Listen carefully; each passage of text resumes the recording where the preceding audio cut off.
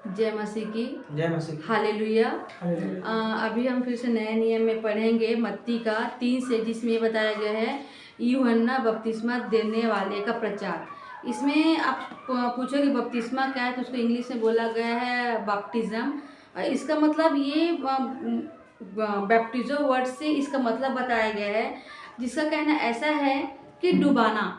मतलब जैसे बपतिस्मा जो देते हैं उसमें कैसे करते हैं कि पानी में उसको पलट कर, जैसे कोई मरता है वैसे पलटाते हैं, उसको बोलते हैं बपतिस्मा। मतलब उससे कलर चढ़ जाना। और जैसे हम बपतिस्मा, मतलब जैसे आज मैंने बपतिस्मा लिया तो शायद मैं बहुत पापी एक जमाने में हुआ करती थी, पर जैसे जैसे मैं जीवित कलाम को पढ़ती वैसे मेरे पापों से पूरी तरीके से मैं आज़ाद हो गई। अब मैं चाह के भी पाप नहीं करती। तो यह है कि बपतिस्मा में ऐसा है कि पहले कैसा हुआ करता था कि किसी रंग में किसी कपड़े को डुबाना, उसको बोलते हैं बपटिज्म, बपतिस्मा। अभी ऐसा होता है कि हम बपतिस्मा ले, मतलब यीशु मसीह में पूरी तरीके से डूब जाने को ही बपतिस्मा बोलते हैं। मतलब आज मेरी ज़िंदगी पूरी तरीके से यीशु मसीह की जैसे बन गई है। आज मैं वचन पढ़ती हूँ तो मैं कोशिश करती हूँ कि वचन मेरे अंदर देहधारी हो, मैं उस वचन के जैसे बनूँ। मतलब मैं कोशिश करती हूँ कि मेरा चाल चलन यीशु मसीह जैसे बनता जाए। मतलब मैं बपतिस्मा ले चुकी हूँ और बपतिस्मा लेके मुझे यीशु मसीह जैसे बनना, ये काम होता है बपतिस्मा का। तो ये इसका मैं मतलब बताना चाहूँगी, तो आप भी पढ़िएगा। मत्ती 3 का, इसमें ऐसा लिखा गया है कि उन दिनों में यूहन्ना बपतिस्मा देने वाला आकर यहूदिया के जंगल में यह प्रचार करने लगा कि मन फिराओ, क्योंकि स्वर्ग का राज्य निकट आ गया है। यह वही है जिसकी चर्चा यशायाह भविष्यवक्ता के द्वारा की गई कि जंगल में एक पुकारने वाले का शब्द हो रहा है कि प्रभु का मार्ग तैयार करो, उसकी सड़कें सीधी करो। मतलब एक यूहन्ना नाम के एक पर्सन हुआ करते थे जो यहूदिया में जाकर जंगल में यह प्रचार किया करते थे कि मन फिराओ, क्योंकि स्वर्ग का राज्य निकट आ गया। मन फिराओ, मन फिराने का मतलब क्या होता है? देखो, मन फिराना मतलब मन को अपने उसकी ओर लेके जाना जो सृष्टि का करता है। जैसे आज नॉर्मल बच्चों का मन किधर रहता है? तंबाकू खाने में, सिगरेट पीने में, शराब पीने में, गलत गलत संबंध बनाने। मतलब हमारा मन कहीं ना कहीं गलत है, क्योंकि हम इसी सामने को कभी भी मम्मी डैडी के सामने कोई भी बंदा या कोई भी लड़का ये नहीं बोलता कि हाँ डैडी मैं शराब सिगरेट पीता हूँ, हाँ डैडी मेरे कई लड़कियों के साथ संबंध, कोई भी इस चीज़ को नहीं स्वीकार करता। पर ये गलत हो गया ना, क्योंकि जिस चीज़ को आप छाती ठोक के करते हो वो सही है, पर जो गलत चीज़ों को कोई किसी के सामने स्वीकार नहीं करते, क्योंकि ऑलरेडी वो गलत है। क्योंकि इस चीज़ को आप किसी के सामने स्वीकार इसलिए नहीं कर सकते कि वो डेफिनेटली गलत काम पे आप जा चुके हो। मतलब मन फिराना मतलब जो इस संसार की गंदगी में जो डूबे उससे पलट के आपको परमेश्वर की ओर आना है, जो आपको सत्य की बात बताएगा। जैसे मैंने बोला मैं बहुत सारे पापों में हुआ करती थी, पर जैसे मैं इस कलाम को पढ़ने लगी उसमें मैंने मन को फिराया, और मन को फिरा के मैंने बपतिस्मा में ले लिया। मतलब सब पापों से मैं अब आज़ाद हो चुकी हूँ। अब मैं चाह के भी पाप नहीं करती हूँ, पर मुझे सुधारने वाला कौन है? मुझे सुधारने वाला ये वचन है, क्योंकि परमेश्वर ने अपने आप से अपने वचन को ज़्यादा महत्व दिया है। तो जैसे जैसे हम इस वचन को पढ़ते जाएंगे खुदा बाप हमको अपने जैसा पवित्र बनाते चला जाएगा।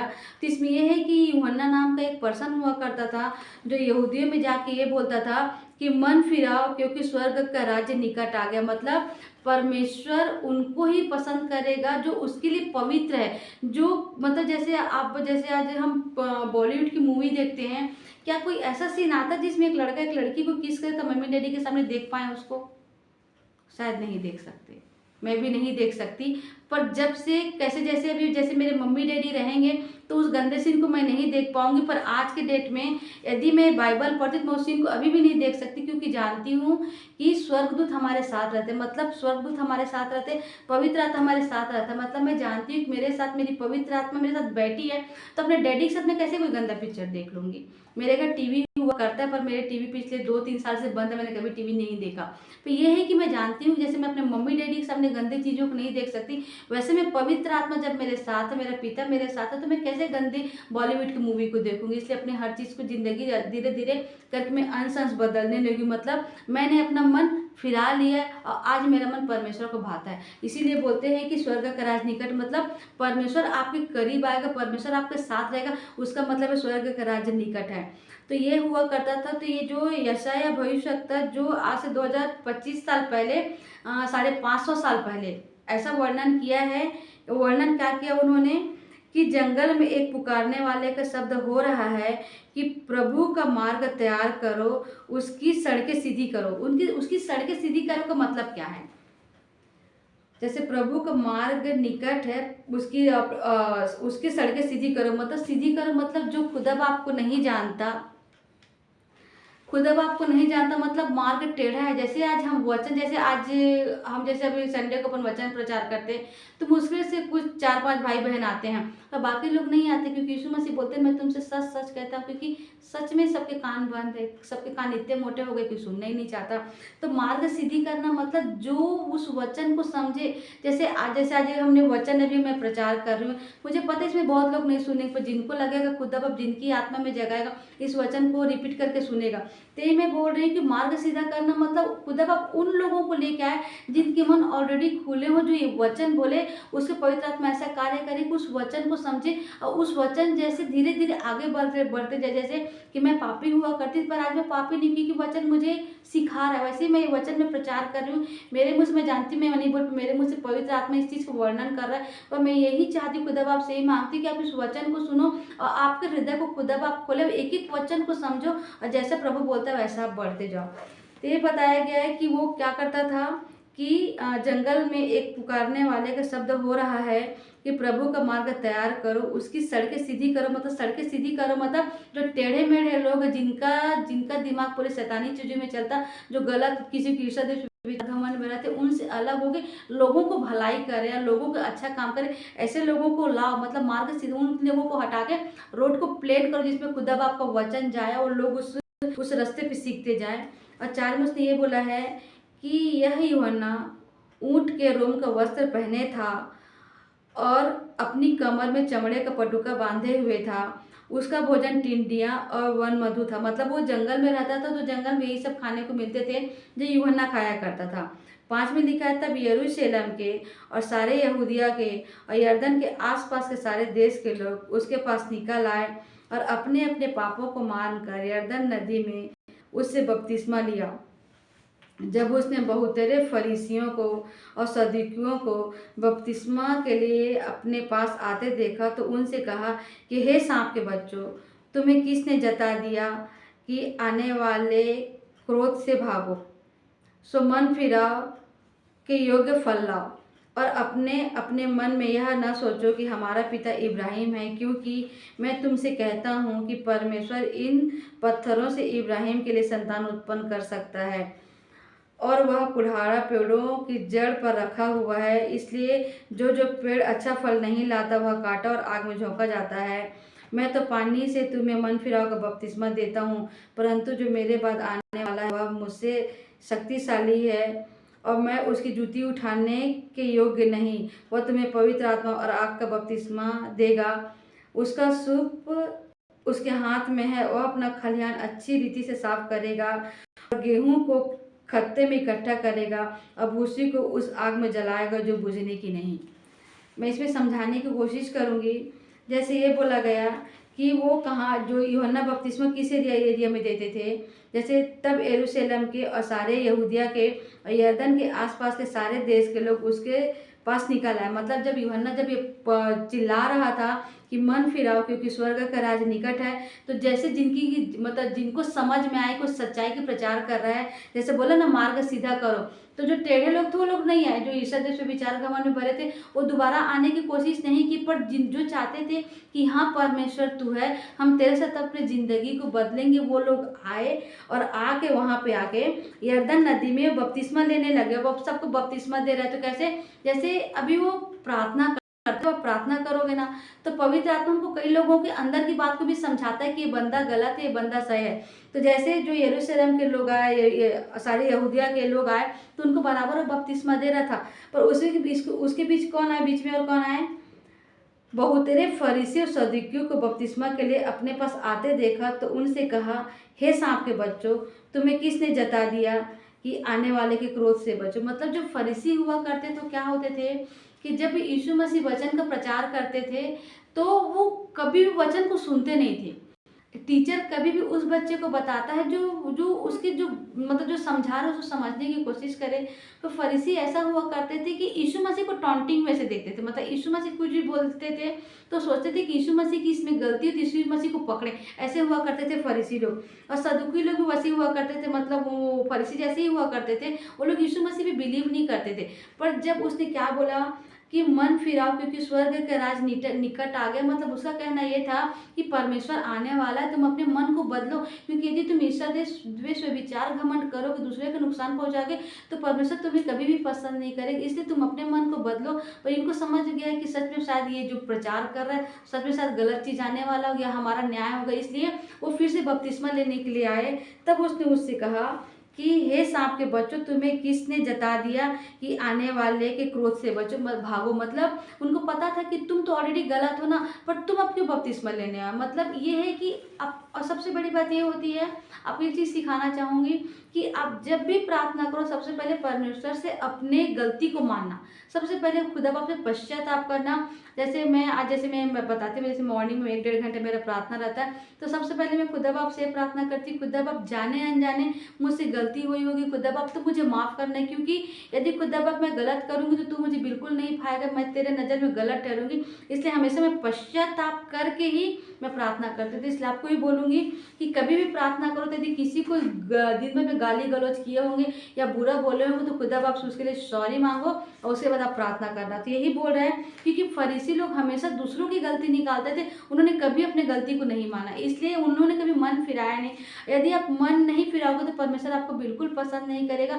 जब आप दूसरे की भला नहीं करोगे तब तक खुदा बाप बिल्कुल आपको नहीं भाएगा, ना आपकी कोई मुरादों को पूरी करेगा। इसलिए उसको ये बोला कि हे सांप के बच्चों, क्योंकि आपने शायद ऐसा पढ़ा होगा, सुना होगा किसी के मुँह से कि जो पहले हुए थे आदम और हवा, उनको सर्प ने भड़काया था और सर्प के साथ परमेश्वर ने उनको ऐसा बोला था कि ये भले बुरे ज्ञान के वृक्ष के फल को तुम ना खाना, क्योंकि जिस दिन वह फल खा उस दिन तुम अवश्य मर जाओगे। पर सर्प ने उनको भड़का, इसलिए उनको बोला कि हे सांप के बच्चों, क्योंकि आप गलती नहीं करो, मतलब आप सांप जैसे, सांप कैसा रहता है आप देखे क्या, सांप पूरे रास्ते में टेढ़ा टेढ़ा चलता, पर जैसे अपने मुंह के, जैसे वो अपने बिल के पास जाता एकदम स्ट्रेट हो जाता है। मतलब से एकदम ऐसे घूम घूम के सांप चलता, पर जैसे अपने बिल में जाएगा वो सीधा हो जाता। मतलब तुम हर जगह गलत काम करते, पर जैसे अपने बिल के पास जाते तुम सीधे हो जाते। मतलब आप हमेशा एक जैसे रहो ना।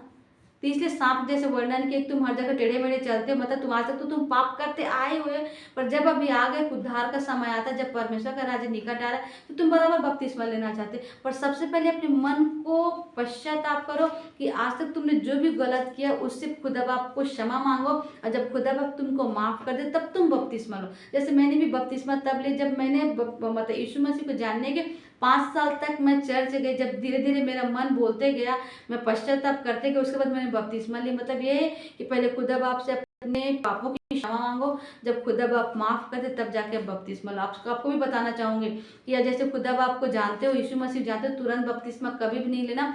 3-4 साल चर्च जाओ, चर्च के लोगों से मिलो, उनकी संगति में बैठो, वचन सुनो, बाइबल पढ़ो, और जब आपका मन पूरी तरीके से तैयार हो जाए कि आप बपतिस्मा लेना चाहते हो तभी आप बपतिस्मा लेना। सांप जैसे ना बनो जो पूरा दिन भर गलत काम करते और चर्च में आके सीधे हो जाते। मतलब हम तंबाकू सिगरेट गांजा हर चीज़ करेंगे, 10 औरतों के साथ पर चर्च में जाके सीधे हो जाएंगे नहीं। यदि जैसा बाहर वैसा रहो, जब पूरी तरीके से मन पवित्र हो जाए तभी बपतिस्मा लेना। उसका कहने का मतलब ये कि फरीसियों के बोल रहे हैं, तुम अपने आप को तो पापों से क्षमा मांगते नहीं खुदा बाप से, पर तुम क्यों बपतिस्मा लेके खुदा बाप के पास आना चाहते, ऐसा उसने एक्सप्लेन किया।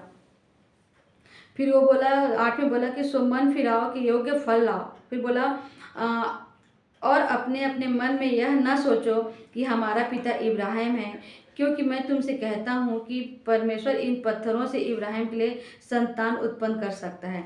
मतलब ये बताना जा रहा है कि जैसे मसीहों के लिए ऐसा बोला गया कि इब्राहिम हमारा पिता हुआ करता था, क्योंकि इब्राहिम से वंश चली, इब्राहिम का पुत्र इसहाक हुआ, इसहाक से एसाव याकूब, और याकूब के कुल से यीशु मसीह पैदा हुए। तो ये बोल रहा है कि परमेश्वर वो भी जिसके लिए कुछ जरूरत नहीं है, उसके परमेश्वर के वचन में ही जिंदगी दी, चाहे तो पत्थर से भी अब्राहम के लिए बच्चा पैदा कर सकते। इसलिए तुम ये मत सोचो कि तुम्हारा पिता अब्राहम। उसके बाद मुझे एक्सप्लेन करने के लिए बोला 10 में ये बोला कि और अब कुल्हाड़ा पेड़ों की जड़ पर रखा हुआ है, इसलिए जो जो पेड़ अच्छा फल नहीं लाता वह काटा और आग में झोंका जाएगा। मतलब ये वर्णन कर रहा है परमेश्वर का कि परमेश्वर जानता है कि फल लाने का मतलब ये होता है कि यदि आप वचन सुनते हो तो आप अपने जैसे कई लोगों को बताओ।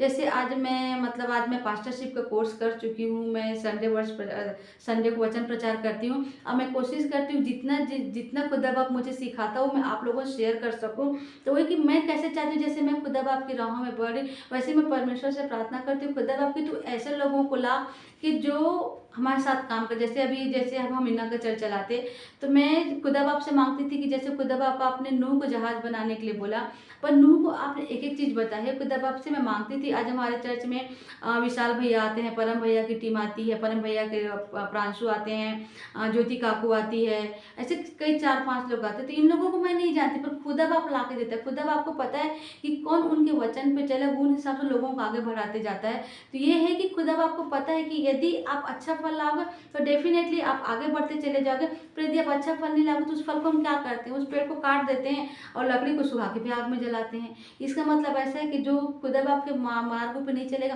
वो नर्क में जाएगा। शायद आप नर्क का वर्णन सुना होगा कि उसमें ऐसी आग है जो कभी नहीं बुझती, जो ये हम शायद मरे चाहे जलाया जाए, पर जब यीशु मसीह का दोबारा आगमन होगा तो ये शरीर फिर से यही शरीर मिलेगा। यदि हम खुदा बाप को जानते हैं तो हमें स्वर्ग लेके जाएगा, यदि हम खुदा बाप को नहीं जानते वो नर्क में डाल दिए जाएंगे जहाँ की अग्नि कभी भी नहीं बुझती। तो यही बोला गया है कि यदि आप अच्छा, ये इसलिए बोला गया है कि ये जो कुल्हाड़ा होता है जो लकड़ी को काटता बराबर पैर पे रखा, यदि आप अच्छा फल लाओगे तो डेफिनेटली आपको अच्छे से क्या बोलते हैं, अच्छे से भोजन मिलेगा, खुदा बाप का अच्छे से पानी मिलेगा, ताकि आप कई गुना फल लाओ। यदि आप कोई फल नहीं लाके तो डेफिनेटली कुल्हाड़ा आपको काट देगा और उसको सुखा के लकड़ी जलाएंगे, मतलब नरक के अग्नि में डाल देंगे। और दूसरा वर्णन उसने ऐसा किया है, मैं तो पानी से तुम्हें मन फिराव का बपतिस्मा देता हूँ, परंतु जो मेरे बाद आने वाला है वह मुझसे शक्तिशाली है, उसकी जूती उठाने के योग्य नहीं, वह तुम्हें पवित्र आत्मा और आग से बपतिस्मा देगा। मतलब ये बता रहा है कि यूहन्ना पानी में डुबा के बपतिस्मा देता था, और जो दूसरे का वर्णन किया वो यीशु मसीह हैं। जो यीशु मसीह आगे उसमें क्या बोला कि यीशु मसीह इतने शक्तिशाली हैं कि यूहन्ना बोलता है कि मैं इस योग्य भी नहीं हूँ कि मैं यीशु मसीह के नाम का प्रचार कर सकूँ, क्योंकि मैं इसमें लायक नहीं हूँ कि यीशु मसीह के जूते को मैं खोल सकूँ। पर यह बोलता है पर वो तुमको पवित्र आत्मा का बपतिस्मा देगा। मतलब पवित्र आत्मा का बपतिस्मा का मतलब ये होता है कि जब ये जीवित कलाम को जब पढ़ोगे ना, तो जब एक एक गूढ़ रहस्य समझने लग जाए, मतलब आपको पवित्र आत्मा का बपतिस्मा मिल गया है। और दूसरा बोला आग का बपतिस्मा। आग का बपतिस्मा ऐसा होता है कि शायद आग के बपतिस्मा ऐसा होता है कि जैसे वचन पढ़ो तो कभी कभी आप पूरे गर्मी से आप भर जाओगे। मतलब ऐसा होगा कि आप जैसे जैसे कई बार यीशु मसीह वर्णन ऐसे परमेश्वर का ऐसा वर्णन किया गया है कि हमारा परमेश्वर भस्म करने वाले को जल उठने वाला ईश्वर। मतलब हमारा परमेश्वर का क्रोध इस कदर होता है कुछ जला सकता। मतलब हमें आग का बपतिस्मा मिल जाएगा, मतलब हम अन्य अन्य भाषा भी बोलने लग जाएंगे और उसके कई गिफ्ट से हम भरते चले जाएंगे। उसमें आग का बपतिस्मा वो उसका वर्णन किया गया है। और 12वें में ये कहा उसने कि उसका सुख उसके हाथ में है, वह अपना हाथ खलिहान अच्छी तरीके से साफ करेगा, अपने गेहूं को तो खत्ते में इकट्ठा करेगा, अब उसी को उस आग में जलाएगा जो बुझने का नहीं। मतलब इसमें ऐसा बोला गया है कि जो आएगा वो यीशु मसीह है। मतलब इसमें आगे ऐसा वर्णन है कि यदि आप यीशु मसीह के वचन को फॉलो करते हो तो आपका घर चट्टान में बना है, चाहे बाढ़ चाहे आंधी चाहे तूफान है आपका घर नहीं गिरेगा। पर यदि आप यीशु मसीह के वचन को फॉलो नहीं करते तो आपका घर रेत में बना है, चाहे बाढ़ चाहे आंधी चाहे तूफान आपका घर गिर जाएगा। तो इसमें यही बोला है कि जब यीशु मसीह आएंगे तो आपको देखे होंगे घर में मम्मी लोग सूपा का यूज़ करते हैं, उसमें शायद गेहूं या धान को पछनते हैं, तो उसमें कैसा पखोड़ते बोलते हैं शायद। तो उसमें ऐसा होगा कि जब पखोड़ते तो क्या होगा कि जो भूसी रहेगा वो उड़ जाएगा। और कई बार ऐसा होता है कि उसको गाय को खाना खिलाते हैं या फिर उसको जला देते हैं, पर जो गेहूं रहेगा वो बराबर सूपे में आएगा। मतलब गेहूं मतलब वो जिसमें गेहूं को ही यदि आप उगाओगे, जैसे गेहूं कैसे उगते हैं, जब गेहूं को आप जमीन के अंदर डालते हो तो सबसे पहले गेहूं मरता है, जब गेहूं मरेगा उसके बाद ही दूसरा अंकुर निकलता है। मतलब हम गेहूं मतलब जो वचन को फॉलो करते जो यीशु मसीह के जैसे बनते चले जाते हैं। मतलब ये होगा कि यदि जब उसको पसीना जाएगा पकड़ा जाएगा तो जो गेहूं रहेगा जो यीशु मसीह के जैसे जो वचन को फॉलो करता और अपने शरीर को जैसे पवित्र आत्मा हमको अंश अंश बदलती, वैसे वो अंश अंश बदलता चला जाएगा और यीशु मसीह जैसे फॉलो करके अंत में यीशु मसीह जैसे बनेगा और कई गुना फल लाएगा, वो जीवित रहेगा। पर जो भूसी रहती है, उस जैसे ही आप पकोड़े वैसे उड़ता चला जाएगा, उसमें आग में जलाया जाएगा। इसका कहने का मतलब ये, इसमें ये भी बताना चाह रहे हैं वो कि यदि हम इस वचन को फॉलो करते हैं तो हम वचन को फॉलो करें, हमारी संगति हम उससे रखें जो यीशु मसीह के वचन को पढ़ते, ताकि हम यदि गलत भटक जाए तो हमको सुधार के यीशु मसीह हम पास्टर से मिले, वचन का प्रचार कर, ऐसे हम लोगों को सीखते चले जाना है ताकि हम भूसी ना बने, हम गेहूं बने। और इस तरीके से हम हम संगति भी ऐसे बनाए और खासकर हमें यही मोटिव होना चाहिए कि हम जिस किसी से भी मिल सके हम सुसमाचार सुनाना चाहिए, क्योंकि क्या पता कौन सा वचन उसकी ज़िंदगी में कार्य कर जाए और शायद वो तकलीफ में हम देखो, हम किसी के मन को देख के नहीं समझ सकते, कोई सामने वाला तकलीफ में है, दुख है, पर शायद कोई बात करे और शायद पवित्र आत्मा को कोई ऐसी बात उनको जवाब दे, शायद उनको आंसर मिल जाए, शायद यीशु मसीह जैसे बनते चले जाएं। तो मेरे इसके कहने का यही मतलब था कि यीशु जो यूहन्ना हुआ करते थे, वो जाके हर जगह ये बोलते थे कि मन फिराओ क्योंकि परमेश्वर का राज्य निकट है, और वो यीशु मसीह का वर्णन करते गए। अंत में यीशु मसीह ही आए हैं जो हर किसी को जानते हैं कि वचन को सुन के कौन वचन को फॉलो करता और वचन को सुन के वचन को फॉलो कौन नहीं करता, क्योंकि मनों को जांचने वाला परमेश्वर है। दिए मैं वचन पढ़ती भी हूँ और मेरे मन में पाप है तो खुदा मन जानने वाला है। तो मैं खुदा बाप से मांगती हूँ कि मैंने जो वचन प्रचार किया आपको समझ में आया हो और सारी आदर महिमा यीशु मसीह की हो। आमीन आमीन आमीन आमीन।